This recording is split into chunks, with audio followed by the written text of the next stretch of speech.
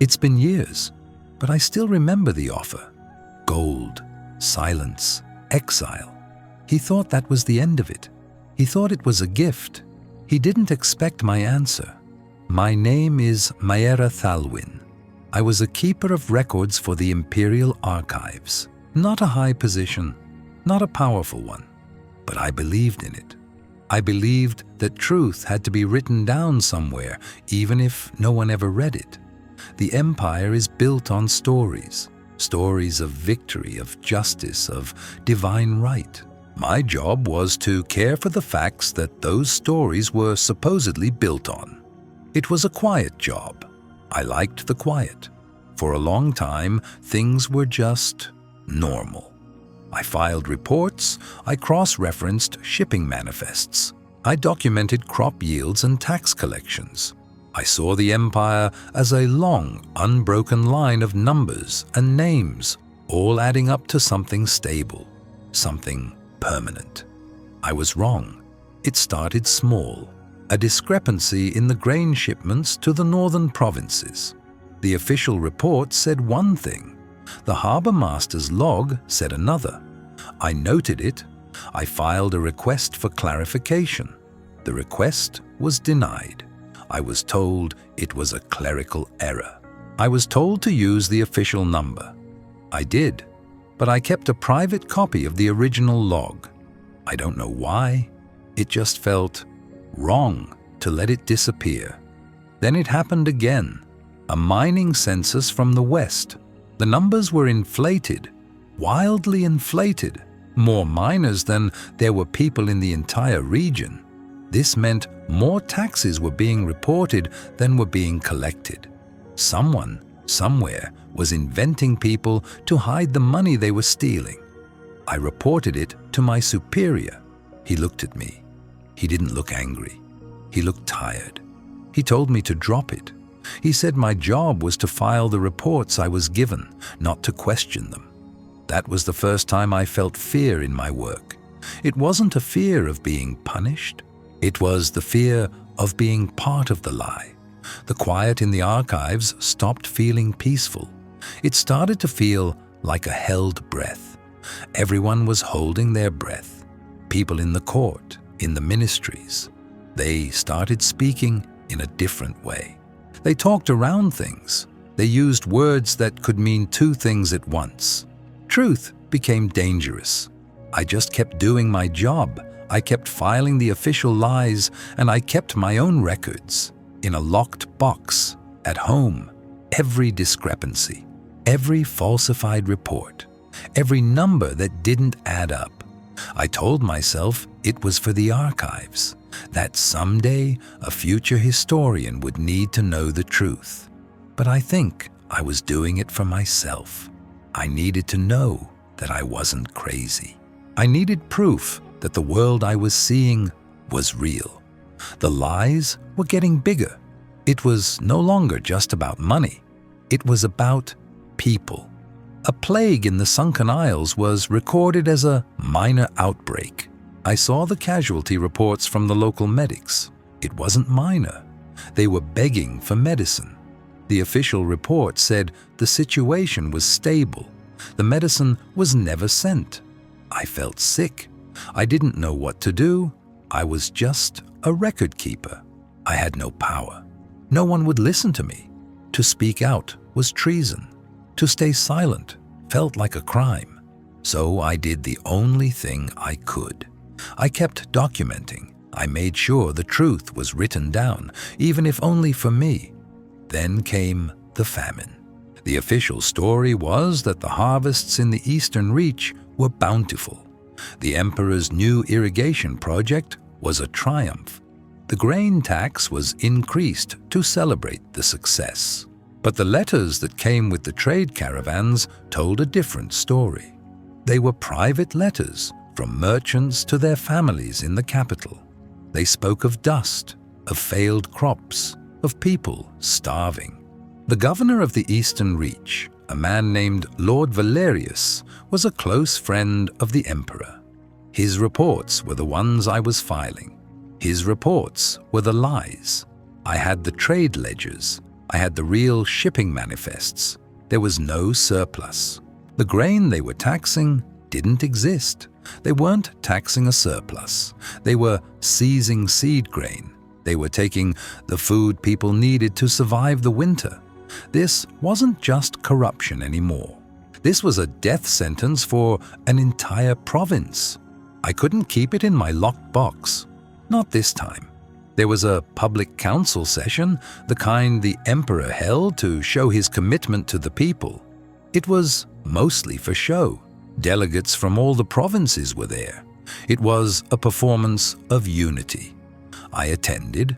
I wasn't supposed to be there, not really.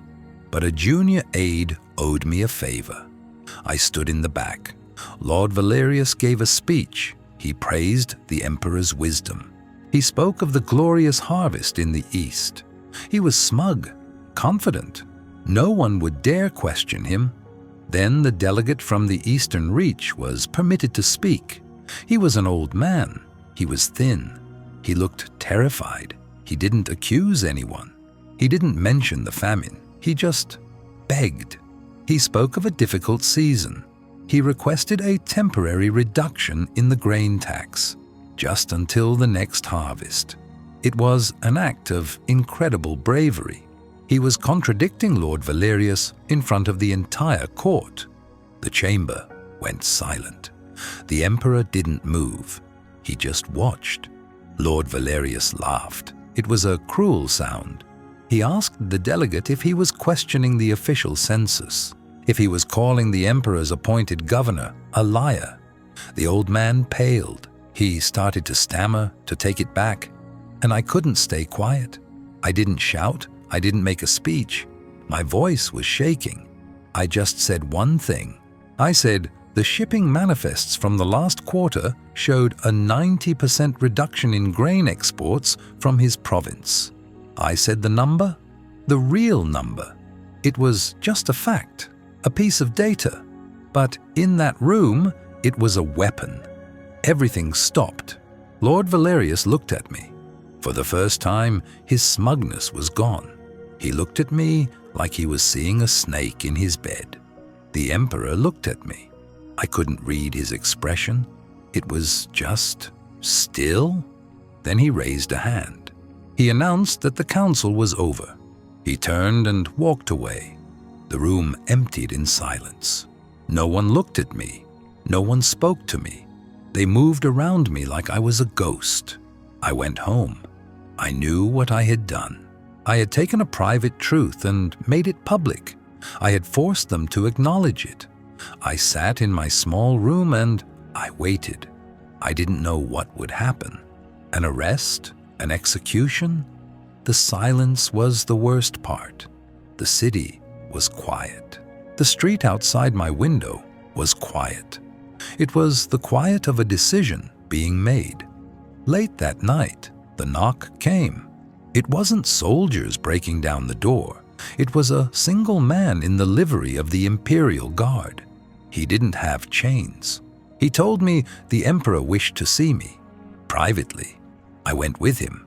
I wasn't given a choice.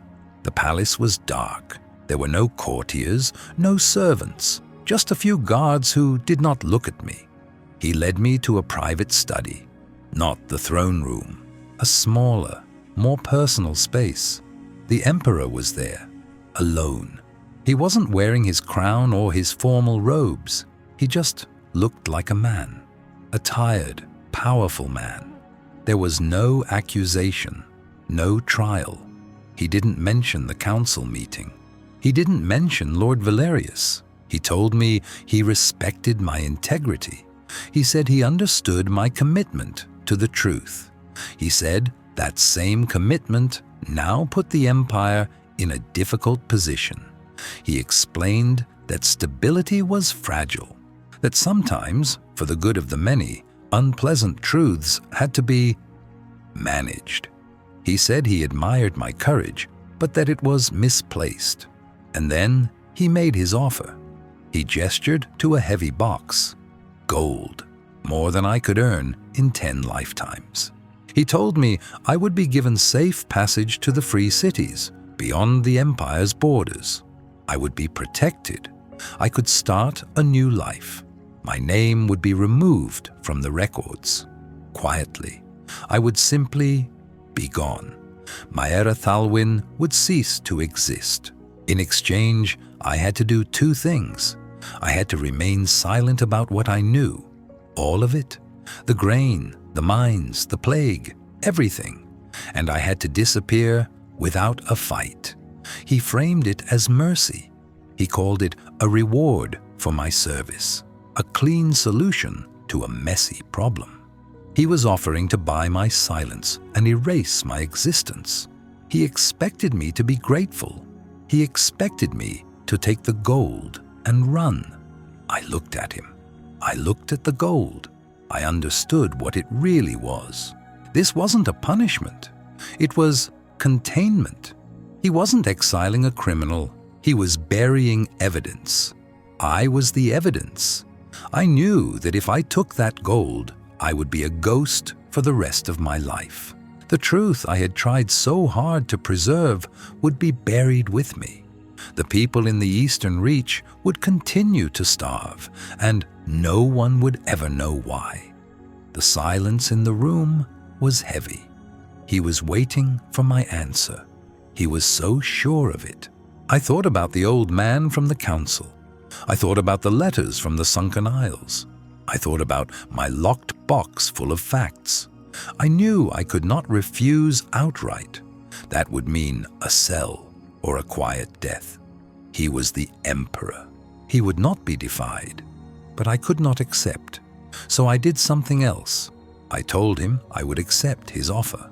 The gold, the silence, the exile, I would disappear, but on one condition.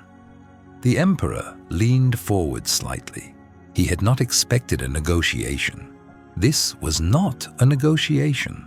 It was a decree disguised as a choice. My voice didn't shake this time. I told him my condition was simple. Before I leave, he must issue a public decree, a single one. It must state that the grain tax on the Eastern Reach is being suspended, not because of a difficult season, not as an act of imperial generosity. The decree had to state the reason. It had to say the tax was suspended because the official harvest census was found to be an error. That was all, just that. An admission of a single bureaucratic mistake. I didn't ask for Valerius to be punished. I didn't ask for the truth about the mines or the plague. I just asked for one small recorded truth, a single sentence in the official record that would prove the famine was real. It would be a permanent mark, something a future record keeper couldn't erase. It was a simple demand, but we both knew what it meant. It meant he had to publicly admit that the system was flawed, that his appointed governor was either incompetent or a liar. It meant an admission of vulnerability. For a moment, he just stared at me. The calm, controlled expression was gone. I saw something else in his eyes, something I hadn't seen before. He was angry, but it was more than that. He was thrown. He had offered me a fortune to erase a truth. I had responded by demanding that he document it. The gold remained on the table, untouched. The mercy he had offered was revealed for what it was, a transaction. And I had just set a price he was not prepared to pay. He told me my condition was impossible. He said it would cause instability. It would encourage dissent. It would make the empire look weak.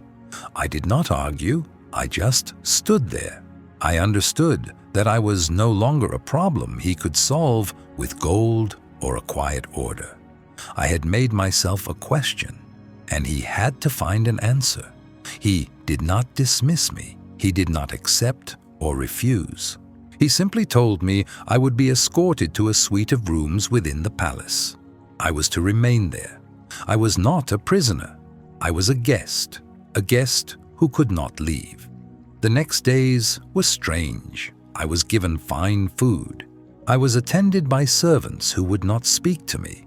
I was completely isolated, but I was in the very heart of the empire. My presence was a silent argument that echoed through the palace. Every day that I was there, the question of my condition remained unanswered. The emperor's advisors were in a panic. I knew this without hearing it. I could feel it. The quiet in the palace had changed again. It was no longer a held breath. It was a frantic, silent scramble. They couldn't kill me. I was a respected, if minor, official. My disappearance after a public confrontation would raise too many questions. They couldn't just throw me in a dungeon. It would be an admission of guilt, and they couldn't let me go. I knew too much, so I waited. The emperor came to see me again a few days later. This time, there was no pretense of mercy. We were two players in a game we both understood. He argued that stability was more important than a single truth. He said that millions of people depended on the strength and authority of his rule. My small fact, he said, could crack the foundation. I told him that a foundation built on lies was already broken. I said that silence would not create stability. It would only guarantee that this would happen again. Another governor, another famine, another lie. He spoke of the greater good. I spoke of the old man from the Eastern Reach. It was never loud. We never raised our voices, but every word was sharp. Every sentence was a move on a board. He was trying to convince me, to make me see his logic. I think he was also trying to convince himself. During one of our last meetings, the tone shifted. He seemed weary. He wasn't arguing for the empire anymore. He was just talking. He told me that exile was how the empire survived its mistakes. For centuries, inconvenient people, failed generals, disgraced nobles, they were sent away. Their stories ended. The empire moved on, clean. It was a tradition of erasure. I finally told him what I had been thinking all along. I told him I was never afraid of exile. I was not afraid of leaving. I was afraid of being erased. I told him about my locked box of records, about my need to have the truth written down. He listened. For the first time, I think he truly understood what I was asking for and why. It wasn't about defiance. It wasn't about bringing him down. It was about legacy, his and mine, and the truths. I was not fighting for my life. I was fighting for my name, for the fact that I had existed and that I had seen what I had seen. The pressure on him was building. His council wanted a resolution. Accepting my condition would set a precedent. It would show that the emperor's authority could be negotiated. It would be a crack in the wall of absolute power. Forcing me into exile or killing me would destroy his credibility. The story of what happened at the council had already started to leak out. I was no longer just a record keeper. I was a symbol. Delay was becoming more dangerous than a decision. He summoned me one last time. It was in the same room as the first meeting. The box of gold was still there. He looked at me for a long time. He said he had made a decision. He told me that my condition, as I had stated it, was unacceptable. The empire would not officially admit an error in its census. My heart sank.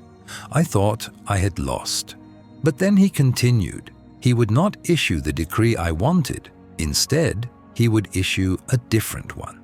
He would announce a full pardon for the delegate from the Eastern Reach, who had been arrested for sedition after the council meeting. And he would grant a special dispensation of grain from the emperor's personal stores to the entire province, citing his own benevolence and concern for his subjects. It was not what I had asked for, but it was enough. It was a public act. It could not be undone. Anyone who knew the story would understand. what it meant. Pardoning the delegate was an admission that the old man had been telling the truth. Sending grain was an admission that there was a famine. He had not admitted the lie, but he had publicly acknowledged the truth. He had found a way to accept my condition without using my words. He had fractured the narrative of his own perfect control. He had chosen to reveal a vulnerability rather than be seen as a tyrant.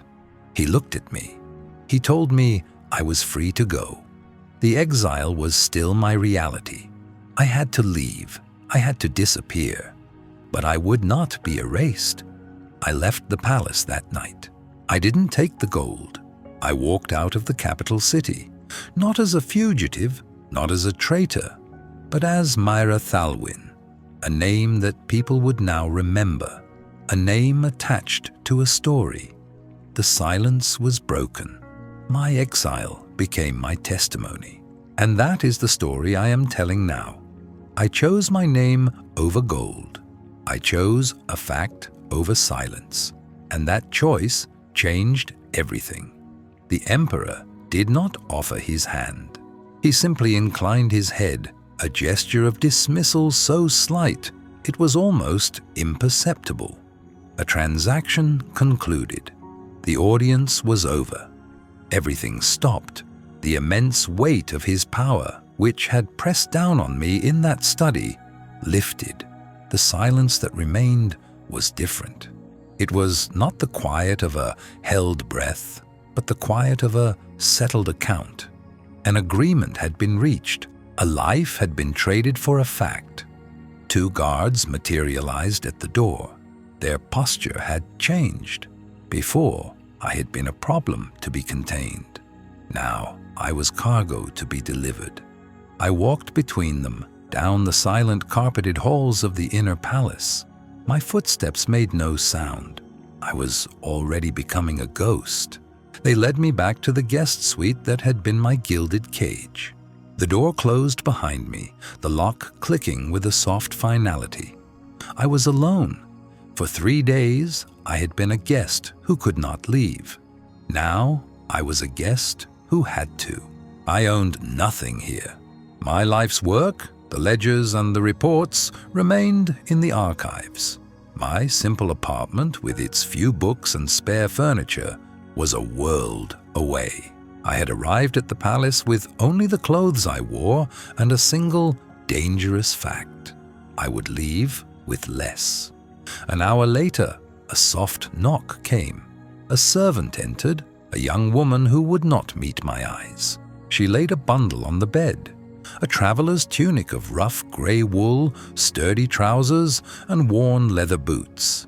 There was a dark cloak, heavy and plain. The clothes of a person who did not wish to be seen. The uniform of my new life. I changed, leaving the fine but simple dress of an Imperial archivist folded neatly on the chair. It felt like shedding a skin. There was no gold. I had refused it, and he had not forced the issue. To accept his coin would have been to accept his narrative, that I was a paid informant, a disgruntled employee bought off for my silence. But my silence was not for sale. It was a concession, granted only in exchange for the lives his lie had doomed. Night had fallen completely when the guards returned. They led me not through the grand halls, but down a series of service stairwells, their stone walls damp and cold. We emerged into a small, dark courtyard where a single, unmarked carriage waited. It was the kind used to transport goods or junior functionaries, anonymous and efficient. The emperor was a master of logistics, whether moving grain or moving inconvenient people. The ride through the Imperial city was surreal. I saw the familiar landmarks slide past the carriage window, silhouettes against the lesser glow of a city preparing for sleep. The archives, the Ministry of Coin, the Great Spire, each one a monument to the order I had once served. Each one a pillar of the story the Emperor protected. Then they were gone. The carriage wheels rumbled over the last cobblestones of the city limits and onto the dirt of the Imperial highway. The gate clanged shut behind us. I did not look back. A foundation built on lies was already broken. Looking back would not change that. For 2 days, we traveled south. The driver, a grim-faced man with the Imperial Guard's emblem tattooed subtly on his wrist, never spoke a word. We stopped only for fresh horses at designated Imperial posts, where papers were shown and we were waved through without inspection. I was a name on a transfer order, a piece of official business. The quiet of the road was vast. It was the quiet I once craved, the quiet of peace, but it had been tainted. Now it was the quiet of isolation, of erasure. In the silence, my thoughts were loud. I thought of Lord Valerius. The Emperor's decree had pardoned the delegate from the Eastern Reach and sent grain from his personal stores. It was a masterful move, an act of benevolence that served as an admission to anyone who knew how to read the signs. But it did not name the architect of the famine. On the 3rd day, we passed through a bustling market town. The driver went to arrange our next change of horses, leaving me in the carriage. From my window, I could see the town's public notice board. My old habits died hard. My eyes scanned the fresh postings, the tightly printed lines of Imperial decrees. And there it was. By order of His Imperial Majesty, Lord Governor Marius Valerius is hereby recalled from his post in the Eastern Reach. He is to be reassigned to the Ministry of Supply and Transport, with specific oversight for infrastructure projects in the Sunken Isles. Asterisk. I felt a cold, clean satisfaction. It was not a public execution. It was not even a disgrace. To the uninformed, it was a lateral move, perhaps even a promotion. But I knew the records. The Sunken Isles were a perpetual quagmire, a swamp of failed projects and corrupt local councils from which no official ever returned with their career intact. It was a bureaucratic oubliette. The Emperor had not punished Valerius for the lie. He had removed him for being caught. A threat to stability had been neutralized. Balance, as the Emperor had said, was being restored. My gaze drifted from the notice board. The Emperor had kept his word. Now I had to trust he would continue to. My leverage was not gone. It was merely in reserve. My final report. The locked box. Before my summons to the palace, I had spent one last night in the archives. I had compiled a summary. Not just the famine in the East, but the other discrepancies I had found. The inflated mining census from the northern provinces that hid a catastrophic tunnel collapse. The doctored mortality rates from the Western Plague of '38, which disguised the diversion of medical supplies to politically favored districts. It was all there, cross-referenced, sourced, undeniable. A litany of the Empire's quiet sins. I had placed it in a simple, lead-lined records box and locked it. The only key was now on a cord around the neck of Ilara, the former head archivist who had trained me. She was long retired, living in a remote coastal village, far from the capital's politics. My instructions to her were simple.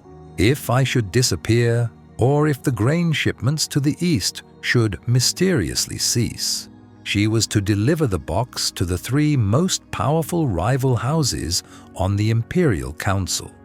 It was not blackmail.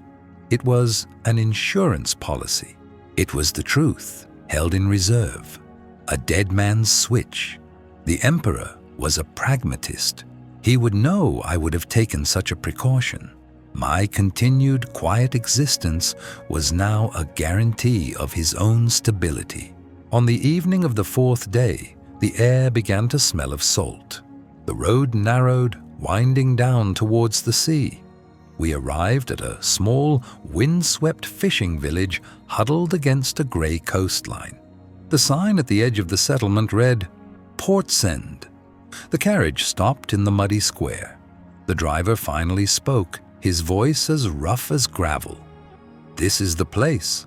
He got down and opened my door. He handed me a small, heavy purse. "For your expenses." It wasn't the Emperor's gold. It was common currency, enough for a few months' rent and food, enough to begin. He also gave me a folded piece of parchment, sealed with a minor ministerial stamp. "Your papers." I opened it. It was a simple identity document. It named me as Elena, a widow from a southern town that had been lost to a fire 2 years prior. A woman with no family, no connections, and a plausible reason for having no past. Maera Thalwyn was gone, erased. "The Emperor keeps his promises," the driver said. It was not a threat, but a statement of fact, a reminder of the terms of our agreement. I nodded, clutching the purse and the flimsy paper that was my new identity. I stepped out of the carriage and onto the damp ground of Portsend. Without another word, the driver climbed back into his seat, turned the carriage around, and began the long journey back to the heart of the Empire. I stood alone in the square as the last of the light faded. The quiet here was made of the cry of gulls and the distant crash of waves. From a nearby tavern, I could hear the low murmur of voices. A few words drifted out on the salty air. Heard it from a trader came up from the south. An archivist, they say, just a clerk. Spoke a number right to the Emperor's face. And the grain ships are already sailing for the east. They did not know my name. They did not know my face. The Emperor had succeeded in erasing Maera Thalwyn. But a story is harder to kill than a person. He had taken my name, but in doing so, had given my actions a life of their own. I was no longer a record keeper. I was a rumor, a legend. And in an empire built on stories, that was a weapon he had not anticipated. Portsend smelled of salt and rot. It was a smell I came to know as the scent of survival. The old stone pier was slick with fish scales and brine, and the air was a constant scream of gulls. My hands, once soft from paper and ink, were now calloused and raw. The fine muscles I had trained for calligraphy were retrained for mending nets, their delicate dance replaced by a clumsy, repetitive strength. I was Elena. The name felt like a borrowed coat, ill-fitting and foreign, but I wore it every day. I woke before the sun, my small room in the harbour master's attic cold with sea-damp air. I worked on the docks, taking my pay in silver coin and a share of the day's catch. I learned to gut a fish. I learned to mend a net. I learned the names of the tides and the winds. The quiet was different here. In the archives, the quiet had been a presence, the settled weight of recorded history. Here, the quiet was an absence, the hollow space between the crash of waves and the cry of birds. For the first few months, it was a relief. The Empire was a distant storm, the Emperor a ghost, Lord Valerius a bad memory. I was just Elena, a woman with a blank past and an empty future, living one day at a time. The rhythm of it was a mercy. The pull of the tide, the haul of the net, the burn of the salt in the cuts on my hands. It was simple. It was real. I did not stop being an archivist. I couldn't. I simply changed what I recorded. I learned the faces of the fishermen, cataloging the lines of worry and the rare flashes of humor. I learned the boats by the pattern of their patched sails and the unique groan of their timbers. The sea was a ledger, its moods recorded in the flotsam on the beach and the color of the water. I watched, I listened, I remembered. It was my nature. Truth, I had learned, was not just in numbers and manifests. It was in the weariness of a fisherman's wife, in the too small catch, in the way the village elder, Tegan, looked out at the horizon as if expecting a fleet that would never arrive. These were facts too, just harder to file. Then, one afternoon in late autumn, the rhythm broke. A ship appeared on the horizon. It was not a fishing trawler or a coastal merchant. It was sleek and dark, its single sail the color of ash. It flew no banner. It moved with a quiet purpose that set every nerve in my body on edge. Down on the pier, the work slowed. Conversations trailed off. Heads turned. It was wrong. The ship did not dock at the main pier. It anchored in the deeper water of the cove, and a small skiff was lowered. One man rowed. One man sat in the stern, a passenger. He was dressed in the simple, durable wool of a traveling merchant, but he held himself with a stillness that was not mercantile. It was the stillness of a predator or a bureaucrat. I had come to learn they were often the same. I kept my head down, my fingers fumbling with a knot in the heavy netting. My heart was a cold stone in my chest. They promised, I thought. The words were a useless prayer. Silence and exile. The man stepped onto the pier. His boots were clean. Too clean? He was not a soldier. His frame was too slight. He was not a nobleman. His clothes too plain. He looked like a clerk. He looked like someone I might have worked with, someone who understood the power of a well-placed comma in a decree. He scanned the handful of workers on the dock, his eyes passing over me, then returning. They were intelligent eyes, the color of slate. He walked toward me, his steps even and unhurried on the wet stones. The other fishermen gave him a wide berth, their suspicion a palpable thing. I did not look up. I focused on the tangled cord in my hands, forcing my knuckles to whiten around it. "You are Elena," he said. It was not a question. I finished my knot, pulled it tight, and finally looked at him. "I am." My voice was rough from disuse and the sea air. It did not sound like my own. "Good. I am Kalen," he said, offering no title. He didn't need to. The capital was written all over him, in the cut of his collar, in the perfect stillness of his hands. "I have a few questions. For the census?" The census? The lie that had started it all. The clerical error that had starved a province. My breath caught. "Not many folk come to Port Said for the census," Tegan, the old harbour master, said, stepping forward. He was a broad, weathered man who had taken me in without asking for a story I could not give. "We send our numbers to the capital by courier." Kalen gave Tegan a brief, dismissive smile. "The Emperor has taken a renewed interest in the accuracy of the rolls, especially in the coastal territories. A personal project." He turned his gaze back to me. "You are new here, yes? Within the year?" "Yes," I said. The word was a piece of gravel in my throat. "From where do you hail?" Every word was a weight on a scale. I had a story, a thin and brittle thing forged for me by the Emperor's spymaster. A failed farmstead in the southern hills. A family lost to fever. A journey to the sea to start again. I had rehearsed it until it felt almost real. "The south," I said, keeping my eyes on his. "Near the grey hills."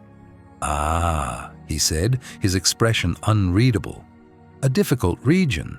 I trust you find the work here more profitable." "The work is honest," I said. He was silent for a long moment. The gulls shrieked overhead.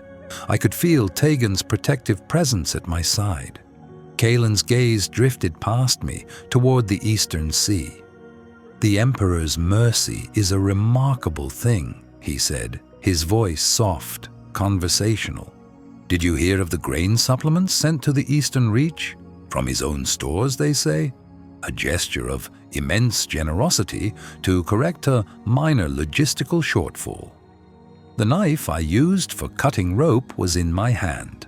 My thumb pressed against the flat of the blade, feeling its cold, hard edge. He was testing me. He was dangling the truth in front of me to see if I would bite. The story of the clerk who spoke a fact to power had become a legend, and he was here to see if the legend was still alive. "I don't hear much of the capital's affairs," I said. "The sea is loud." "Is it?" Kalen smiled again, a thin, bloodless expression. "I would have thought it quiet, a place for contemplation. I heard the old governor of the Eastern Reach, Valerius, was reassigned, sent to the Sunken Isles to oversee dredging operations. A quiet post for a man who made so much noise. My knife stilled. He knew. Of course he knew. This wasn't a test. It was a reminder, a demonstration of reach. The Emperor could touch anyone, anywhere. He could pluck a corrupt lord from his seat of power and drop him in a swamp, and he could send a quiet man in clean boots to a forgotten fishing village at the edge of the world. "That's good," Tegan grumbled. "Heard that man was a right bastard." Kalen's eyes never left mine. "Indeed, accountability is the foundation of a stable empire. The Emperor believes that. He also believes in second chances, forgiveness, the opportunity for a new life, free from the burdens of the old." My hand ached from gripping the knife. Myra Thalwyn wanted to scream. She wanted to list the numbers, the deaths, the lies he was papering over with words like mercy and accountability.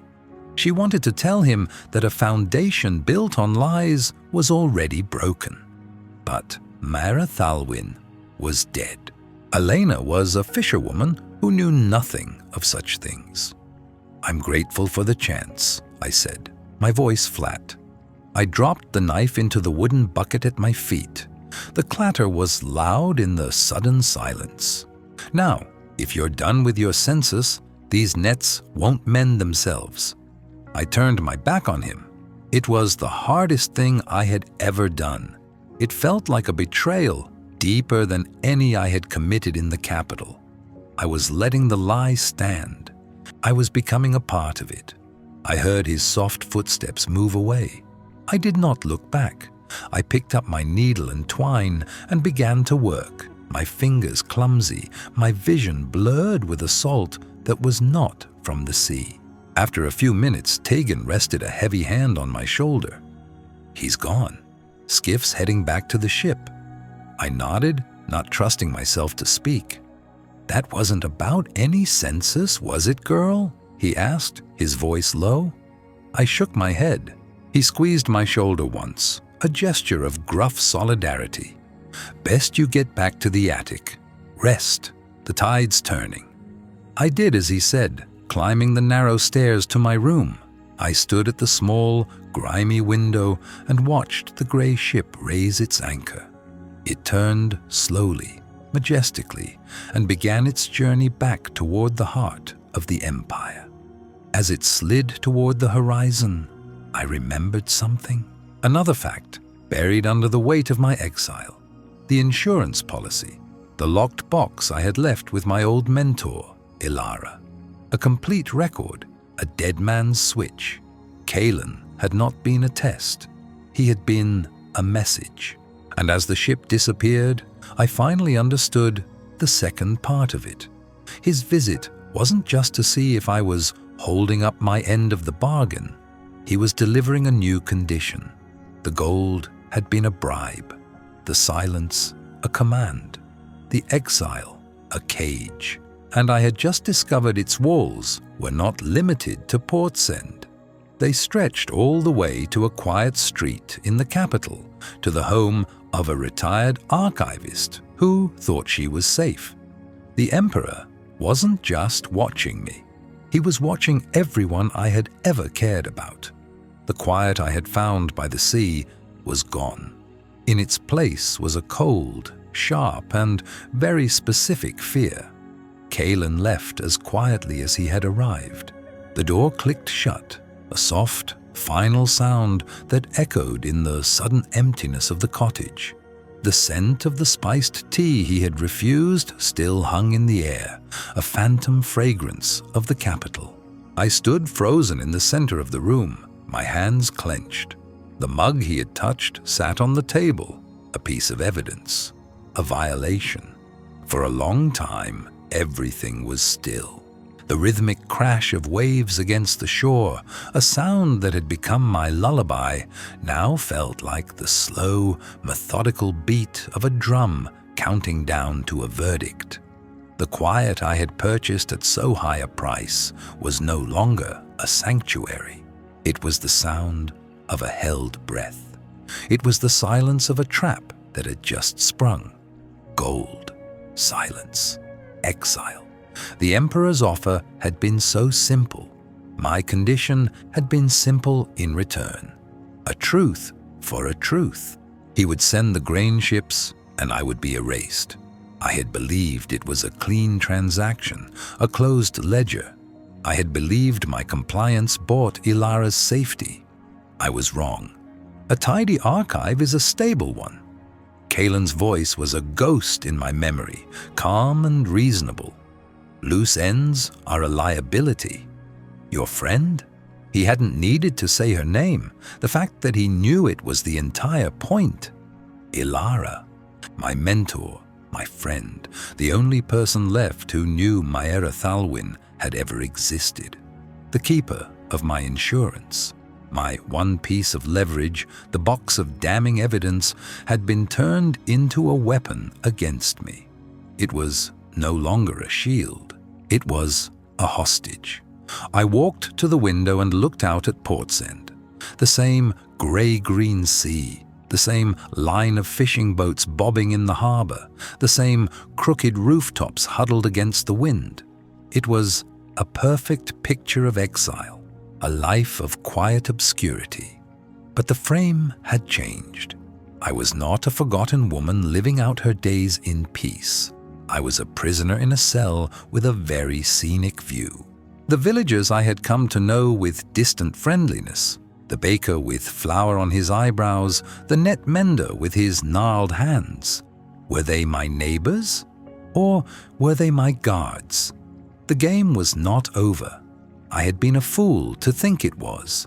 The Emperor did not close ledgers. He merely opened new ones in different departments. He had not agreed to my condition out of a shared sense of justice.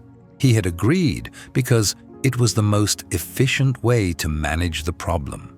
And now he was managing the last loose end. Me. And through me, Ilara. Panic, cold and sharp, tried to rise in my throat. My first instinct was to run, to pack my small bag, take the gold the Emperor had provided, and try to make my way back to the capital. To warn her. But the thought died as quickly as it formed. Kalen was not a warning. He was a notification. My movements were monitored. Any attempt to flee would be seen as a breach of our agreement. It would be the excuse they needed. An unfortunate accident on the road. A woman of no importance lost at sea. My death would be a simple clerical entry. And then they would go for Ilara. They would be neat, tidy. I could not run. I could not send a message. Any letter, any paid messenger would be intercepted before it ever left the coast. The Empire's reach was total. I was completely, utterly alone, sealed in this quiet village at the edge of the world, while the only person I cared for was held under a silent threat because of a choice I had made. The guilt was a physical weight. I had done this. In my pride, in my rigid adherence to a principle, I had endangered her. I had thought I was being clever, creating a failsafe. Instead, I had painted a target on an old woman's back. I sank into the chair at my small wooden table, the one Kalen had just vacated. I rested my forehead against the cool, rough-hewn wood. The sea crashed. The gulls cried. The world went on, indifferent. For a moment, I let the despair wash over me. I had won a battle only to be checkmated in a war I didn't even know was still being fought. The Emperor hadn't just exiled me. He had put me in a box, and now he was showing me he could close the lid whenever he wished. But the despair did not last. It burned away, leaving something colder and harder in its place. Anger. A quiet, meticulous fury. The Emperor had mistaken my desire for peace as a capacity for surrender. He thought he could control me with a veiled threat, that my fear for Ilara would guarantee my perfect, silent compliance. He did not know me at all. I lifted my head. The panic was gone. The fear was still there, a knot of ice in my gut, but it was no longer in control. It was a fact to be managed, a variable in a new equation. I was an archivist. My power had never been in swords or speeches. It was in the patient accumulation of facts. It was in seeing the patterns others missed. It was in finding the single, contradictory detail that unraveled the entire lie. My exile was a prison. My silence was a chain. Fine. A good archivist works with the materials they are given. I stood up and went to the small chest where I kept my few belongings. Beneath the plain wool tunics and a spare blanket was a small, leather-bound book and a stick of charcoal. It was meant to be a journal for my new life as Elena, a place to record thoughts, sketches of shells, the quiet rhythms of the sea. I had barely touched it. I opened it to a fresh page. The game had changed. I was no longer playing for the truth of a famine that had already passed. I was playing for a life, Ilara's. And to win, I needed information. The Emperor had his network of agents, his couriers, his legions. I had a remote fishing village. So I would make Portsend my archive. I began to write, not a frantic plea, not a desperate plan. I began to catalog. One road in or out, cobbled, poorly maintained, mud-prone after rain. Supply ship, the Sea Serpent, arrives every third week. From the capital, captained by a man named Rorik, brings grain, tools, Imperial mail. 2 men in the village are not fishermen. They do not mend nets. They do not smell of salt and fish. They watch the road. One is stocky with a scar on his chin. The other is thin, nondescript. I started with what I knew, what I had observed in my months of quiet living. I had seen these things before, but as disconnected details of my new life. Now I saw them as what they were, the architecture of my prison. My work had always been about finding the story buried in the data. The story of Lord Valerius's greed was written in cross-referenced shipping manifests and falsified grain totals. The story of my confinement would be written here, in the routines of this village. I would learn the tides, I would learn the guard rotations, I would learn the name of every sailor on that supply ship and what they drank when they came ashore. I would learn the networks of gossip that ran through the market faster than any Imperial courier. I would turn this place of exile into a weapon. The Emperor wanted me to be a ghost, a name redacted from the official record. He wanted silence. He thought he had bought it, but all he had done was give me a new, blank ledger, and I would fill it with a truth he never intended for me to find. The sun began to set, casting long shadows across the floor. I did not light a lamp. I sat in the growing dark, the charcoal stick scratching against the page. The quiet returned, but it was mine again. It was not the silence of surrender. It was the silence of a plan being formed. The Emperor had made his move. Now I would make mine. The quiet returned. It was a different kind of quiet. Before Kalen, the silence of Portsend had been a balm, the gentle wash of the tide, a slow mending. Now it was the quiet of a held breath. The salt in the air no longer smelled of freedom. It smelled of the vast, empty sea that penned me in. He had turned my sanctuary into a cell. He had not said her name. He did not have to. Ilara, a ghost in his polite words, a hostage 1,000 miles away. My insurance policy, he'd called it. A lever. He was right. The box of records I had left with her was meant to be my shield. Instead, the Emperor had made it a sword to hold against my throat. My compliance was Ilara's life. Panic was a useless fire. It burned everything to ash and left nothing behind. I would not allow it. I sat at the small, salt-warped table in my cottage as the tide went out, and I let the archivist take over. My mind, the part of me that they could not exile, began to work. I opened the new ledger I had bought, the one with the cheap, pulpy paper. On the first page, I wrote the date. Then I began a new record. Agent Kalen. Arrival. 3rd bell post-midday. Departure. 4th bell. Carriage unmarked. Dark lacquer. 2 horses. Grey. Agent's description.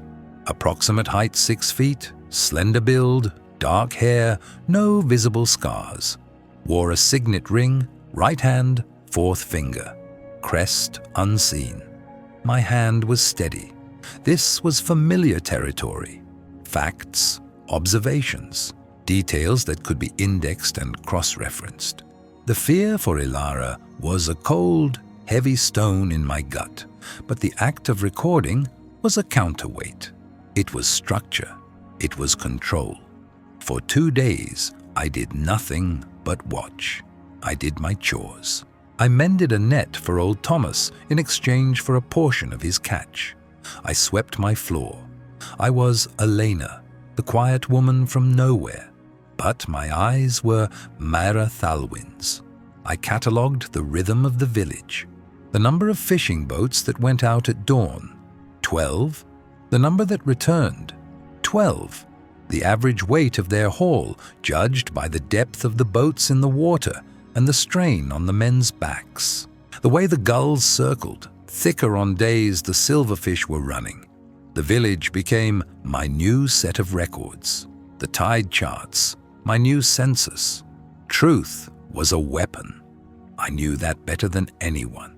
But the truth I had wielded in the capital was a monolith, a single, undeniable fact that could bring a lord to his knees. Here in this forgotten corner of the empire, there were no monoliths. There were only pebbles, grains of sand, drops of water. I could not build a fortress, but perhaps I could start an avalanche. My attention settled on a man named Liros. He was the Imperial tithe collector for Port Send and 2 other coastal villages. He came every 10th day on a tired-looking mare, his own ledger tucked into a leather satchel. He was a man of middling height with a soft belly and hands that had never hauled a net. He smelled of city soap, a scent that was alien here. He was the Empire in miniature. The fishermen despised him. They did not hide it. They spoke to him in clipped tones, their faces hard as sea-worn stone. When he arrived, a different kind of quiet fell over the docks, a sullen, resentful silence. Liros would stand with his book, watching as they unloaded their catches into the salt barrels. He would make a note, declare the Emperor's 10th, and his men would haul the barrels onto a cart. I watched him for 3 of his visits. 30 days. I watched the fishermen. I watched the fish. I learned to tell the difference between a good haul and a poor one, just by the slump of a man's shoulders. I learned the true weight of the barrels not from his ledger, but from the quiet complaints of the men who had to lift them. A lie had a shape. I knew how to find its edges. On the 31st day, I spoke to Thomas. We sat on an overturned boat, the wood smooth beneath my hands, and I helped him patch a tear in his finest net. "Lyros takes his share," I said, keeping my voice mild. It was not a question. Thomas grunted, his needle dipping and rising with practiced economy. "He takes his share, and then he takes his share." "He overreports the catch?" I asked, my eyes on the net. "Underreports," Thomas corrected, spitting on the ground. "Tells the harbour master in Westgate the haul was poor. Says we're lazy. The official record shows Portsend barely meets its quota. But the barrels he takes, they're always full. The difference goes to his own pocket. Sells it to merchants who don't ask questions." There it was. Not a grand lie about a famine that starved a province. A small lie, a greedy, common, everyday sort of lie. The kind the empire was built on, 1,000 little corruptions holding up the grand one. It was perfect. Kaelin's visit had taught me a vital lesson. A direct attack was suicide. Exposing Lyros here in Portsend would be loud. It would draw attention. It would be traced back to me, the quiet woman who suddenly started asking the right questions. A message would be sent to the capital, and Elara would pay the price. No, I could not be a witness. I had to be a clerical error. The empire was a machine. It did not care about justice, but it was obsessed with procedure. It ran on paper, on reports and requisitions and endless cross-reference documentation. I knew the language of that machine better than I knew my own name. I had helped build it. Now I would use it. That night, by the light of a single tallow candle, I began to draft. I did not use my ledger. I used a sheet of cheap paper I bought from a traveling merchant, the same kind a provincial clerk might use. I dipped a gull's feather into a pot of watered-down ink. My elegant script from the archives was gone. I wrote in a cramped functional hand, the hand of a low-level functionary with too much work and too little time.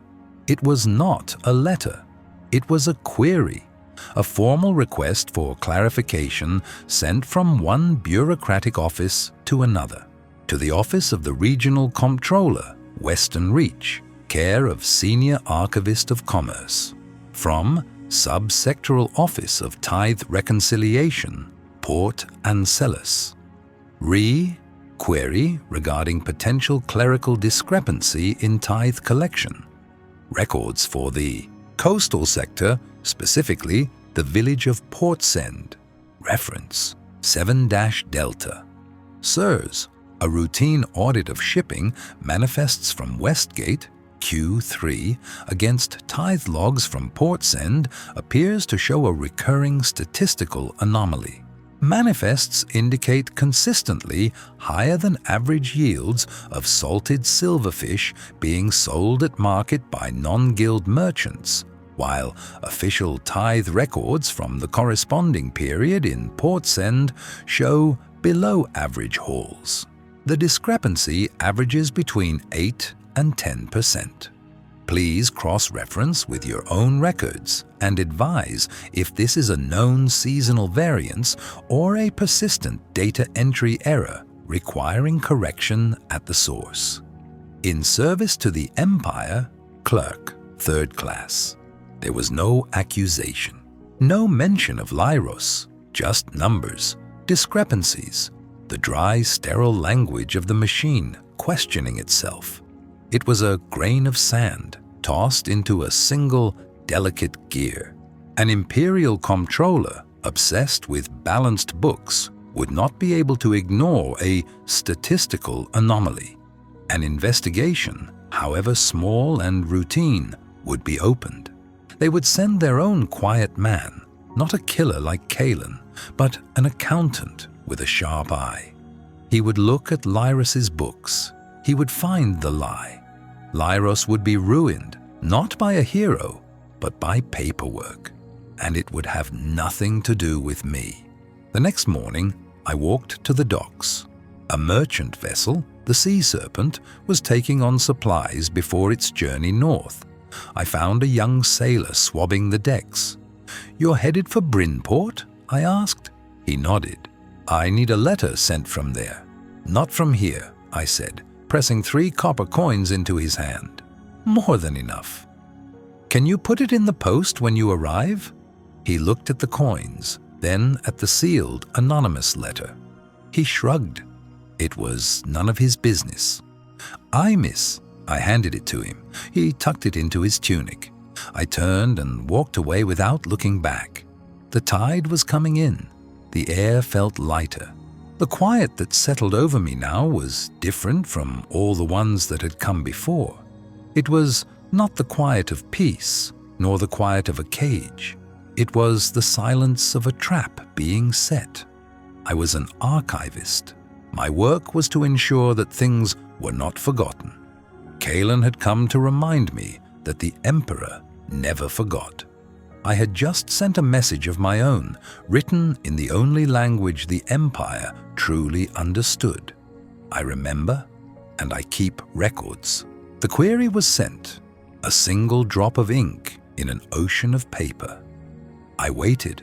The quiet of Portsmouth, once a balm, became a new kind of prison. Every crash of a wave against the shore sounded like a boot step on stone. Every gull's cry felt like a warning. Kalen's visit had poisoned the peace. He had taken the one thing I had left, the illusion of being forgotten, and replaced it with the certainty of being watched. My life became a study in observation. I mended my nets on the docks, my hands performing the familiar rhythmic work, while my eyes tracked the movements of the town. I was no longer Maera, the archivist who saw the Empire through numbers. I was Alina, the fisherwoman, who saw it in the pinched faces of her neighbors and the quality of the grain sold at the market. It took 3 days for the ripple to reach the shore. I saw it first in Magistrate Orin. He was a man whose authority was built on a foundation of casual cruelty and a ledger he kept hidden from public view. He had grown soft and thick on diverted funds. I saw him near the harbor master's office, his usual swagger gone. He was speaking to 2 of his guards, his voice a low, angry rasp. His hands, usually steady as he weighed coin or dispensed judgment, gestured wildly. He was a man who had received a letter he did not expect, a question he could not answer. The bureaucracy was a slow beast, but it had an excellent memory. My query had been simple. It was a formal request, filed through an anonymous proxy in the capital, cross-referencing grain shipments allocated for the Western Reach against the official disbursement ledgers from coastal distribution points. It was a clerical inquiry, a request for clarification on a statistical anomaly. But I knew that for a man like Orin, who had been skimming from those very shipments, it was a death sentence written in the Empire's own sterile language. He could not produce the grain he had sold on the black market. He could not account for the numbers. The fact was a weapon. I had just aimed it. A few days later, I was buying salt from the market. An old fisherman named Silas stood beside me, his face a roadmap of sun and sea. He had been one of the first to greet me in Portsmouth, with a silent nod that held no questions. "Magistrates in a state," he said, his voice low, not looking at me. He was examining a string of dried fish, but his words were for me. Yelling about capital auditors and clerical errors. I kept my gaze on the sack of salt I was holding. "Is that so? Seems his ship logs don't match the grain stores." He finally turned to me, his eyes a pale, faded blue. They were knowing eyes. He saw more than a quiet woman mending nets. He saw a newcomer who arrived just before the magistrate's world started to unravel. Funny thing, accuracy. It's a virtue until it isn't. I paid for my salt. I wouldn't know, I said. I only know the tides. He gave a short, humorless laugh.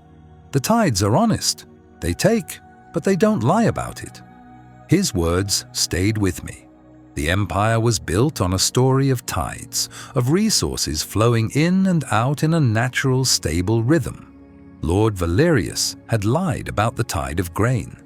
The emperor had covered the lie to prevent a storm. And Magistrate Orin was just one of thousands of parasites clinging to the hull, growing fat on the lie. My fight wasn't just for Ilara. It was for the honesty of the tide. The waiting ended 2 weeks after I sent the query. It was not Kalen who came. It was something more dangerous, something anonymous. A man arrived on the morning carriage from the capital. He was neither a soldier nor a courtier. He wore the simple gray tunic of a mid-level functionary. He was of average height, with thinning hair and eyes that seemed to notice everything without focusing on anything in particular. He carried a single leather satchel.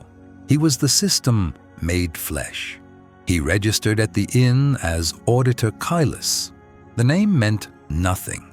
The title meant everything. An auditor was the empire's scalpel. They were sent to cut out infection, to trace the rot back to its source. They did not carry swords. They carried ledgers and the full authority of the Imperial seal. Kylus was methodical. He did not go to the magistrate. He went to the harbor master. He went to the grain merchants. He went to the keepers of the census. He spent his days in dusty back rooms, comparing columns of numbers. He spoke to everyone. He asked quiet, simple questions. I watched him from a distance. I saw him talking to Silas on the docks. I saw him at the market, making a note about the price of bread. He was recreating the truth, one fact at a time. The truth I had pointed him toward.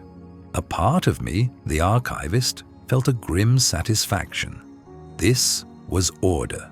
This was justice in its cold, bureaucratic form. But Elena, the exile, was terrified. Every question he asked was a stone cast into the quiet pond of my new life. I did not know if he was sent to find a corrupt official or if he was sent to find the person who reported him. The emperor was not a man to leave loose ends. Was this his response? A test to see if I would remain silent? I had used my knowledge of the system to set a trap. I began to fear the system would use its own knowledge to find me. My name, Elena, felt like a borrowed coat, thin and ill-fitting. Any moment I felt Kalis would look at me and see the seams. He found me on the 7th day. I was on the shingle beach, cleaning a small catch of silverfish. The sun was low, the air cool with the promise of evening. I was focused on the slick, repetitive motion of the knife. "Good evening." The voice was calm, neutral. I did not jump. I had been expecting it for a day, for a week, for my entire exile. I finished scaling the fish in my hand before looking up. It was Auditor Kylus. He stood a few feet away, his hands clasped behind his back. He did not look like a threat. He looked like a clerk who had wandered away from his desk. That was why he was so frightening. "Auditor," I said, my voice even. A simple acknowledgement. "You are Alina?" he asked. "I am." "You arrived from the Eastern Reach 3 months ago, a transfer sanctioned by the Office of Provincial Resettlement."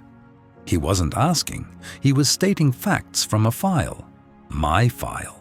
The one the Emperor's scribes had created for me. "Yes." I went back to my fish. My heart was a cold stone in my chest. This was it. The test. "I am compiling a report on local distribution," he said, his tone conversational. "The magistrate's records are incomplete. I'm trying to reconstruct them. Speaking to residents helps establish a timeline." He paused. I waited. The only sounds were the waves and the scrape of my knife against scales. "The official record states that the supplementary grain shipment, the one sent by the Emperor's decree, arrived here 10 weeks ago," he continued. "Can you confirm that? Did you notice an increase in the availability of bread or flour at the market around that time?"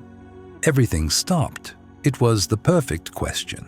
It was simple, direct, and impossible for a common fisherwoman to answer with precision. Who but an archivist, a record keeper, would remember the exact date a shipment arrived and correlate it with market prices? An ordinary person would have a vague impression. "Yes, things got a bit better," or "No, I don't really remember." But Mara Thalwyn knew. I knew the exact date of the decree. I knew the shipping schedule. I knew that the grain should have flooded the market 10 weeks ago, and I knew from my own careful observation that it had only trickled in, the prices remaining stubbornly high. To answer with the truth was to reveal myself. To lie was to contradict the very purpose of his investigation. I laid my knife down. I wiped my hands on a cloth, taking my time. I looked not at him, but at the horizon, where the sky bled into the sea. I had to be Elena. Who was she? A woman from the East, a place of hard sun and harder lives. A woman who cared for little beyond the day's catch. "Auditor," I said, my voice flat, tired. "I came here with nothing. I eat what I catch. I trade fish for salt and for thread to mend my nets." I finally turned to look at him. I let him see the weariness in my face. It was not an act. "I don't buy bread. I can't afford it." It was the truth. Not the whole truth. Not the one he was looking for. But it was a truth. It was Elena's truth. Kalis held my gaze. His eyes were unreadable. They were the eyes of the Empire itself. Impersonal, assessing, vast. He was weighing my answer, not for its honesty, but for its utility. Did it fit the narrative he was constructing? For a long moment, the quiet stretched. It was the quiet of a held breath, the quiet of a decision being made. Then he gave a slight, almost imperceptible nod. "I see," he said. "Thank you for your time." He turned and walked back toward the town, his leather satchel swinging gently at his side. I did not move until he was gone. My hands were shaking. I had passed the test. I had remained invisible. My attack on Orin would be seen as nothing more than the system policing itself. A clerical error, corrected. But as I watched the tide creep up the shore, erasing my footprints from the sand, I knew this victory was temporary. I had poked the beast, and it had turned its head to look. It had not recognized me this time, but it was looking, and Ilara was still in the shadow of its gaze. The quiet had returned, but it was heavier now, filled with the knowledge that the next visitor might not be an auditor. The next visitor might be Kalin, and he would not be asking questions about bread. The auditor, Kalis, was gone.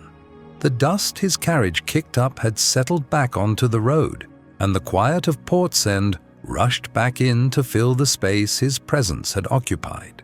It was the same quiet as before, the cry of gulls, the rhythmic wash of the tide against the pier, the distant clang of a hammer on an anvil. But it was different. I knew it was different. Before, the quiet had been a held breath, the silence of a place waiting for something to happen. Now, it was the silence of a place where something already had. The test was over. I had given the correct answer. But in a game like this, a correct answer is not a victory. It is merely permission to play the next round. I walked back to my small cottage, the scent of salt and drying nets thick in the air. I saw the faces of the villagers, the fisherman mending his lines, his gaze lingering on me a moment too long. The woman selling dried fish, her smile not quite reaching her eyes. Before Kailas, they were just people, my neighbors. Now, any one of them could be a set of eyes, a listening ear. The Emperor's network was not a blunt instrument like a garrison of soldiers. It was woven into the fabric of the everyday. It was the woman who offered you a cup of water and remembered if your hand trembled when you took it. Kailas was not a guard. He was an architect. His question about the archival ink of the Third Dynasty had been a key, designed to fit a lock only Maera Thalwyn would recognize. By answering correctly, I had turned the key myself. I had confirmed for them that the woman known as Elena was a fiction, and that the mind of the archivist who had defied an emperor was still very much alive, and very much a threat. The paranoia was a cold stone in my gut. It was a poison. I knew this. If I let it consume me, I would be paralyzed. I would make a mistake. I would become the twitching, fearful exile they expected me to be. So I fought it the only way I knew how, with facts, with routine. I mended nets until my fingers were raw. I learned the names of the tides and the subtle shifts in the wind that foretold a storm. I listened to the fishermen's stories, committing their simple truths to memory as if they were Imperial records. I built the character of Elena, layer by layer, a fortress of mundane detail around the core of Maera. I made her real. I had to. It was the only armor I had. Weeks passed. The initial fear subsided, replaced by a low, constant hum of vigilance. The Watchers, whoever they were good. There were no more tests, no more overt questions. The pressure was in the absence of pressure. It was in the waiting. The Emperor was letting me live with what I had done and with what he knew. He was giving me time to understand the board. Then, one morning, a new ship docked in the harbor. It was not a local fishing trawler or one of the usual coastal traders. It was a sleek merchant vessel, its sails a clean, bright white against the gray sky. Its hull painted the deep indigo of the capital's merchant guilds. It was an anomaly, a sentence written in the wrong language. I was at the market, buying bread. I kept my head down, my focus on the transaction. But I watched from the corner of my eye as the crew began to unload its cargo. Crates of wine from the sunken isles, bolts of silk from the western provinces, barrels of goods I had not seen since I left the capital. Luxuries, meant for the harbor master's own table, no doubt, a man whose corruption I had already mapped and filed away in my mind. Then it happened. A crane lifting a heavy wooden crate from the hold seemed to lurch. The crate slipped from its harness, falling the 10 feet to the stone pier. It landed with a splintering crack. The dock workers cursed. The ship's foreman rushed over, shouting. The side of the crate had split open. Spilling out onto the stone were dozens of small, tightly bound bundles. Vellum, high-grade, triple-pressed vellum, the kind reserved for official decrees and master copy archival work. And next to it, a small, shattered clay pot, a thick, black substance leaking from it like blood. Galen's ink. Everything stopped. The gulls, the waves, the blood in my veins. No one else on the pier would have known what they were looking at. To them, it was just expensive paper and spilled ink. A costly mistake, but I knew. Galen's ink was notoriously difficult to make. Its base was a rare beetle shell found only in the Eastern Reach, ground and mixed with volcanic ash according to a formula known by only 3 artisans in the entire empire. It was prized for its permanence. It did not fade. The archives used it for only one purpose: amending foundational charters. Ilara had been one of the 3 people who knew the formula. It was her signature, more unique than her own name. The vellum was the exact type we had used for the census ledgers. This was not an accident. There are no accidents in the Emperor's world. There is only intent. The foreman was yelling, his face red with anger. The dock workers scrambled to gather the spilled vellum, their hands smudged with the precious black ink. I stood frozen, the loaf of bread suddenly heavy in my hand. It was a message. It was not a threat from a brute like Kalen delivered with a blade in his voice. This was from the Emperor himself. It was as elegant and as sharp as a shard of glass. He had not sent an assassin. He had not sent a legion. He had sent me a memory. "I know who you are," the spilled ink said. "I know what you value. I can reach into your past and touch the things you hold dear. Ilara, the archives, the truth you tried to preserve, it is all within my grasp." It was a demonstration of reach, a quiet, terrifying display of power. He was showing me that my exile was not a cage of iron bars, but a cage of glass. I could see the world, but my every move was observed and the walls were closer than I thought. He was reminding me that Ilara's life was not a simple matter of my silence. It was tied to my utility, my threat. My first instinct was to run, to find a boat, any boat, and disappear into the vast anonymous sea. But I was an archivist. I did not run from facts. I analyzed them. The Emperor had not punished me for exposing the harbor master. He had tested me, and now he had sent me a reminder of the stakes. Why? He was not a man who wasted resources on sentiment. Every action had a purpose. He was not trying to break me. He was trying to aim me. He knew I wouldn't stay quiet. My defiance in his study had proved that. He knew my nature. A record keeper corrects errors. It is what we do. He had seen me correct a small error in Portsend. Perhaps he found it useful? A woman with my skills, isolated and under his complete control, could be a precise and deniable tool for rooting out the minor corruptions that plagued his bureaucracy, a way to clean his own house without dirtying his hands. The price for this service would be Ilara's continued safety, my life in exchange for my utility, my silence on the great lies in exchange for the freedom to correct the small ones. It was a brilliant, monstrous bargain, an offer made without a single word being spoken. I turned from the pier, my face a mask of disinterest. I walked back toward my cottage, the sounds of the harbor returning to my ears. The choice was simple. I could accept his unspoken terms and become his pet archivist, a ghost haunting the margins of his empire. Or I could refuse. But refusal was not an option. Not while Ilara was a name in a ledger he could cross out at any time. I had to play the game.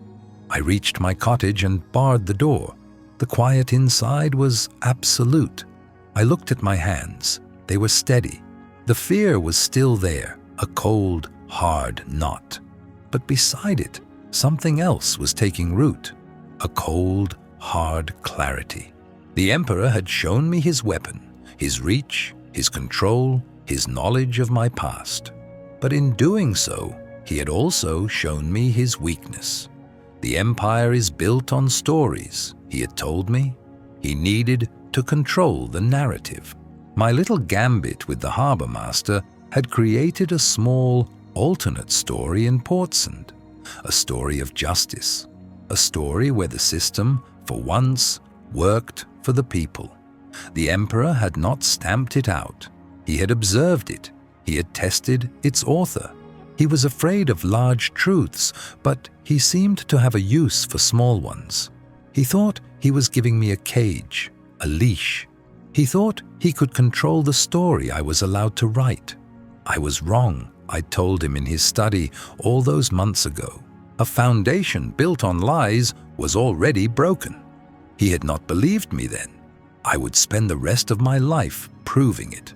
My war was not about the box of evidence Ilara held. That was my past. He wanted me to focus on the past, on what I stood to lose. But the future was where the war would be won. My weapon was not a box of old papers. It was the system itself. He had a network of watchers, auditors, and agents, an empire of information. And I, Maera Thalwyn, knew how information worked better than anyone. He thought he was watching me. He did not realize I was also watching him. The black ink bled into the salt-bleached wood of the docks. It spread like a secret, a dark stain on the weathered planks where fish were usually gutted and nets were mended. The dock workers cursed the clumsiness, the wasted cargo. They saw a shipping error, a mess to be scrubbed. I saw a message.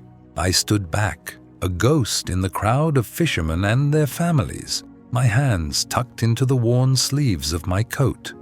The crate, bearing the sigil of a renowned stationer from the capital, lay splintered. Shards of vellum, priceless and perfect, were ruined by the spreading ink and the dirty harbor water. A few intact sheets were gathered by a port official, their edges stained black. He stacked them with the remaining unbroken bottles of ink. Salvage. Kalen was nowhere in sight. He didn't need to be. The performance was for me alone. "This is what I can do," the Emperor was saying. "I can bring the tools of your life to your feet. I can destroy them, or I can deliver them. The choice is yours." There was no choice. There was only the quiet, suffocating fact of Ilara.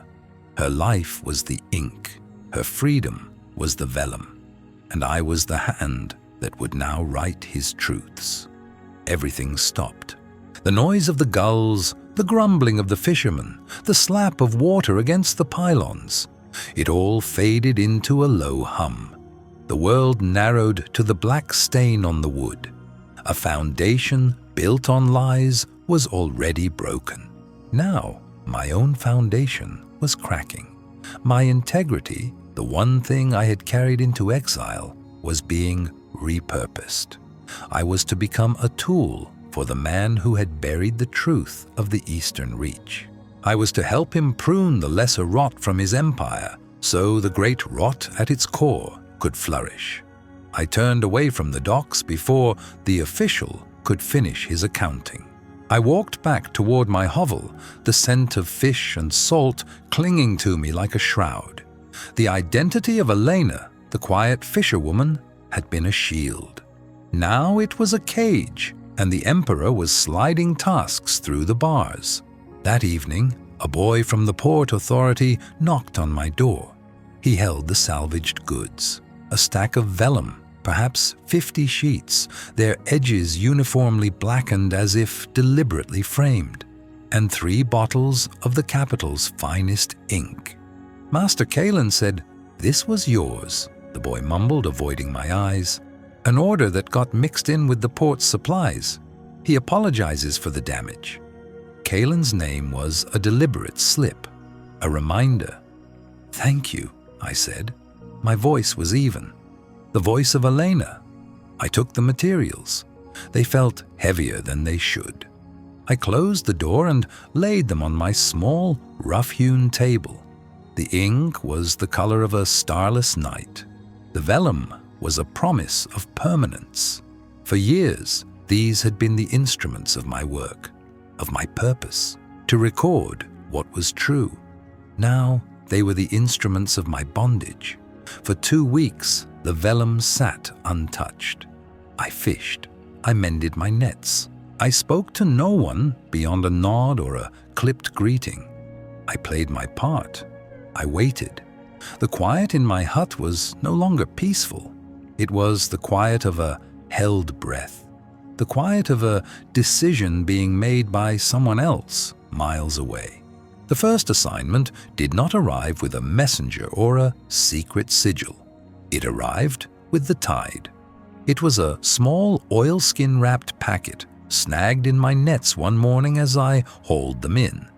It looked like flotsam, a common enough occurrence, but the wrapping was too deliberate. The knots were too precise. Inside, protected from the water, was a single shipping manifest. It was a standard form detailing a grain shipment from the Central Plains to a garrison in the Sunken Isles. It was a clerical error, a piece of paper that had no business being in the sea, much less in my net. It was a test. That night, by the light of a single tallow candle, I became Myra Thalwyn again. I smoothed the manifest onto the table. My fingers traced the familiar columns, the neat script of some unknown clerk. To anyone else, it was mundane, a record of grain sacks and transport costs. But an empire is not run on armies and edicts alone. It is run on paper, on manifests, on ledgers, on census reports. And I knew its language better than I knew my own face. The numbers were clean, the weights matched the transport capacity. The costs were standard. There was nothing wrong. I was wrong. I stared at it for an hour, then 2. The flaw was not in what was there, but in what was missing. The form was an old one, version 4B of the Imperial supply ledger. I knew it well. I had helped design version 5. The key difference was in the authorization fields. Version 4B required only the signature of the quartermaster. Version 5, implemented to curb graft in the Western garrisons 2 years ago, required a cross-signature from a civilian logistics auditor. This manifest, dated last month, was on an obsolete form. A small thing, a simple thing. A quartermaster in the Sunken Isles was using outdated paperwork to avoid oversight. It meant he could overstate his garrison's needs, receive a surplus of grain, and sell it on the black market. It was not a famine. It was not mass murder. It was simple, everyday corruption, the kind of inefficiency the emperor despised. He had not sent me a command. He had sent me a puzzle. He was testing my eye, my memory, my unique skill. I took out a sheet of the black-edged vellum. I dipped a new quill into the emperor's ink. The pen felt natural in my hand, a phantom limb reattached. I would not write a report. A report could be traced. A report was what Myra Thalwyn would have done. Elena, the fisherwoman, knew nothing of such things. But a person who has been wronged, a merchant cheated in a deal, or a soldier given short rations might send a letter. An anonymous letter. I did not use my own meticulous script. I used a crude, angry print, the letters thick and clumsy. I did not detail the nuance of the form versions. I wrote of rumors, of fat merchants in the Isles selling military-grade grain while soldiers drilled on half rations. I mentioned the quartermaster's name, Lucius Varro, just once. I addressed it to the Office of the Imperial Auditor, Attention Junior Processing, not to Caelus himself. It would land on the desk of an ambitious low-level clerk who would see it as an opportunity to impress his superiors. The system would do the rest. I had become the ghost in the machine, a whisper that could start an avalanche. The act felt hollow. I was not serving truth. I was serving the emperor's stability. I was a gardener sent to pull his weeds. The thought was nauseating. But then I looked at the remaining stack of vellum, at the bottles of ink. Ilara. This was not a surrender. It was a repositioning. For every task he gave me, I would learn something. This manifest told me about supply routes to the Sunken Isles. It gave me the name of a corrupt quartermaster. It was a single thread. I would gather his threads. I would learn the patterns of his rot. And one day, I would weave them into a rope. Getting the letter out of Portsend was the final piece. I could not simply post it. The portmaster saw all outgoing mail. It would be a confession. I waited another week. A merchant ship, its hull scarred from a long voyage in the southern seas, docked for repairs and supplies. I watched its crew. They were boisterous, paid in coin, and eager to spend it. The captain was a pragmatist, his face a map of hard journeys. He was not an Imperial loyalist. He was loyal to profit. I approached him on the docks, my head bowed, playing the part of a humble villager. I held the sealed letter in my hand. "Captain," I said, my voice soft, "a small favor. My cousin serves in the capital. This is a letter for his wife. Our local post is unreliable.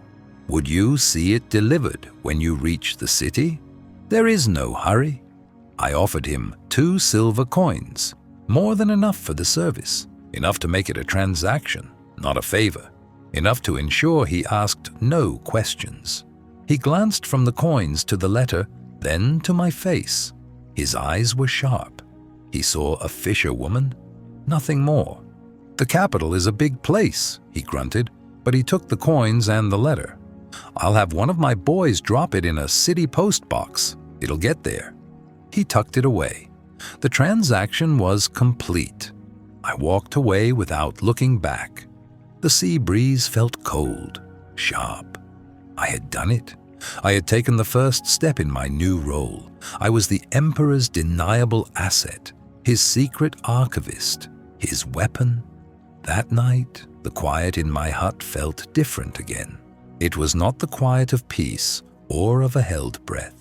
It was the quiet of a blade being sharpened on a stone.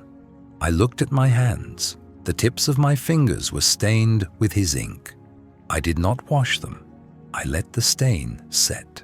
It was a reminder of the bargain, a reminder of the price, and a promise to myself that one day the debt would be paid. Not in gold, but in truth, the kind of truth that could unmake an empire. The work began. It was not work I had chosen, but it was work that had to be done. Ilara's life was the ink in my ledger, the fee for my silence and my service.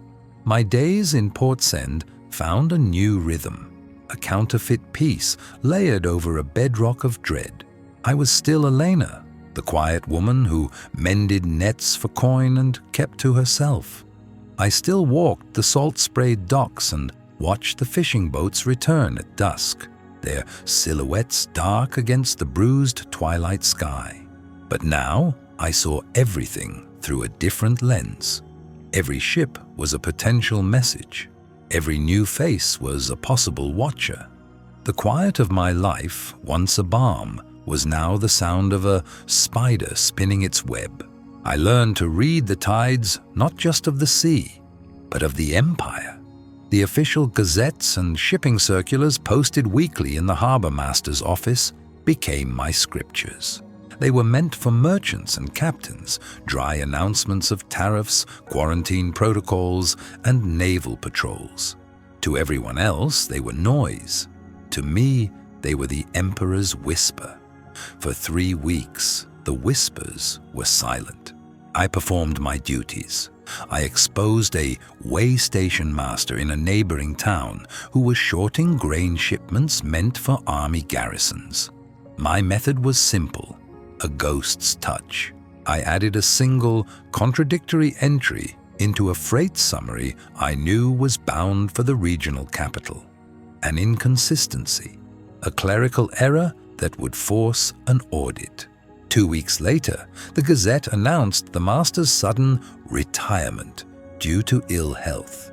The next day, a crate of supplies arrived for me. It contained the usual: Flour, dried beans, oil. Tucked inside a sack of lentils was a small, cloth-wrapped bundle.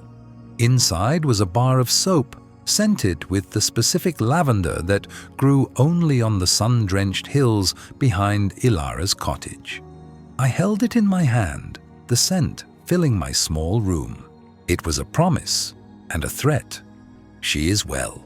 I can reach her at any time. I used the soap until it was a transparent sliver, the scent a constant suffocating reminder of my leash. Then the next assignment arrived. It was not a shipping accident or a scented gift.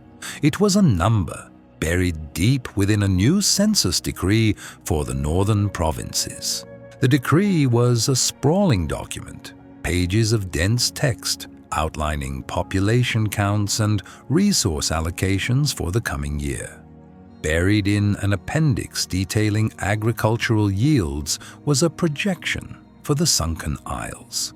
The number was impossible. It projected a surplus of rye so large it would have required twice the arable land available in the entire archipelago. It was a deliberate, flagrant error. A lie so obvious it was a signpost, meant only for me. The Sunken Isles were a remote, marshy chain of islands, barely self-sufficient. A surplus was absurd, but the official record, signed and sealed in the capital, now claimed one existed. This meant that on paper, the Isles required no grain shipments for the winter. In reality, they would starve. It was the Eastern Reach all over again, but smaller, subtler. A test. The Emperor was not just asking me to fix a problem. He was asking me to look at a mirror of my original crime, exposing the truth, and see if I would do his bidding to conceal another one. He was testing my obedience. He was asking, "Are you my tool, or are you still Maera Thalwyn?" The answer did not matter. Ilara's life was the only answer I could afford. My investigation had to be invisible. I could not send letters or ask direct questions. Portsend was my prison, but its bars were made of information. I began at the docks. I spent more time there, offering to mend sails for the crews of the long-haul trading vessels, the ones that plied the coastal routes north. Sailors talk. They speak of storms and tides, of good ports and bad women. But they also speak of cargo. They complain about loading times, corrupt harbor masters, and the quality of goods. I listened. I bought them cheap ale at the Salty Siren, the only tavern in Portsend, and let their stories wash over me. I was a quiet, unassuming presence, easily ignored. A woman mending a sail is part of the scenery. Two names surfaced, repeated in different tales of woe from crews who had sailed from the northern routes. A quartermaster in the port of Silverwood named Jax. A merchant captain named Rorik, whose ship, the Sea Serpent, was known for its speed and its captain's willingness to look the other way for the right price. The pieces began to connect. Silverwood was the primary distribution hub for the Sunken Isles. If the official grain shipments were being diverted, it would happen there. I cross-referenced the gazettes. Rorik's ship was listed on a manifest for textile transport to the western provinces, a lucrative route. But one sailor, a drunk, grizzled man from a rival ship, swore he saw the Sea Serpent loading grain in Silverwood just a month prior, under the supervision of Quartermaster Jax himself. Grain that was never meant to go west. Here was the fraud. Jax was falsifying the records, declaring the grain delivered to the Isles. Instead, he was selling it to Captain Rorik, who then transported it as illicit cargo to the wealthy western markets, where it would fetch 3 times the price. They created a paper surplus to cover a real-world theft. The lie in the census was the Emperor's way of pointing me to the fire. He knew the system was bleeding, He wanted me to cauterize the wound without leaving a scar. Now I had the facts. But facts are useless without a vector. How could I, from Port Said, trigger an investigation in Silverwood hundreds of leagues away? I needed a lever. The lever was a man named Silas.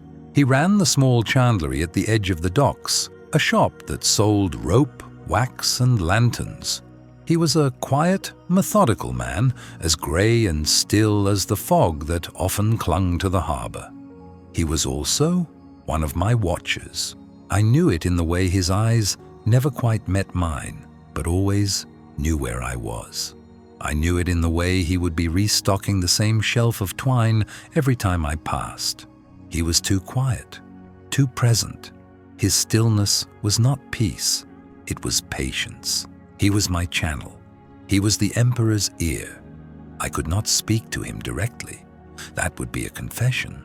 But I could make him overhear. I needed a witness, a believable source for my information. I found him in a young sailor named Finn, newly signed onto a coastal trawler. He was from the Sunken Isles. His family was there. He was young, earnest, and worried.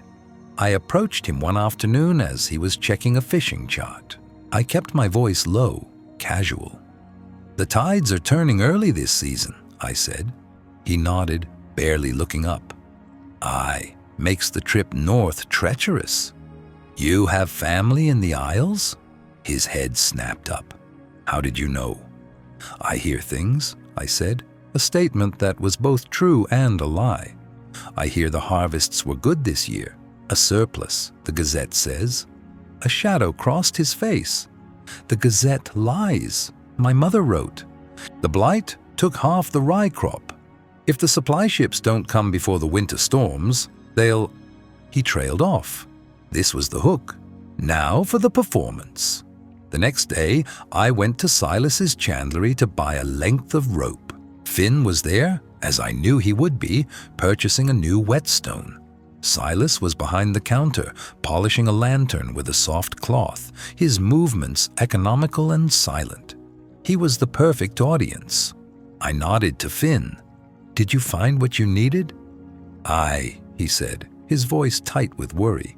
I lowered my voice, pitching it to the precise volume of a shared, anxious secret, loud enough for Silas to hear, soft enough to sound confidential. "Don't put too much faith in the western routes," I murmured. "Talk on the docks is that some captains are repainting their hulls. A ship like the Sea Serpent could look like any other trading cog with a few barrels of black paint." Finn looked confused. "The Sea Serpent? Captain Rorik's ship?" "Fast ship," I continued, picking up a coil of rope and examining it. "Fast enough to make the Silverwood to West run in record time, especially if they're carrying a heavy cargo. Something dense, like grain." I saw it. A fractional pause in Silas's polishing hand. His rhythm broke for a single, skipped beat. It was all the confirmation I needed. I had planted the seed. I had given him the names: Rorik, the Sea Serpent, Silverwood. I had connected them to the West and to a hidden cargo. I had done it through the mouth of a concerned native of the Isles, giving the information a source both plausible and sympathetic. Silas would not report that Elena, the net mender, was a spy master.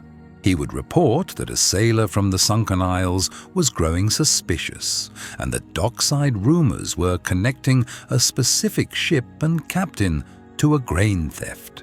The system would do the rest. An anonymous tip from a concerned citizen. An inquiry. The clerical errors in Silverwood would be found. Quartermaster Jax would be retired. Captain Rorik's ship would be lost in a storm. The grain meant for the West would be rerouted quietly to the Isles. The lie of the surplus would be corrected by a new decree citing a revised forecast. The Empire's story would be patched, the narrative preserved. I paid Silas for the rope. His eyes met mine for a brief, cold second. There was no acknowledgement in them. Nothing. I was a customer. He was a shopkeeper. The transaction was complete. A week later, a new book appeared in Portsen's tiny lending library, a slim volume of poetry from the Eastern Reach. Tucked between pages 48 and 49 was a single pressed queen's tear petal, a flower so rare it grew only in the Imperial Palace gardens. I closed the book. The message was clear. Good work. The debt is paid for now. I had succeeded. I had saved the people of the Sunken Isles from a famine of bureaucratic greed. I had protected Ilara. But as I walked back to my small room, the coil of new rope heavy in my hand, I felt no triumph. I was a weapon, and I had just been sharpened on the stone of my own convictions. I was not fighting the Empire. I was maintaining it. And I knew with a certainty that chilled me more than the sea wind that the Emperor was not just testing my skills. He was shaping me for something else, something much, much worse.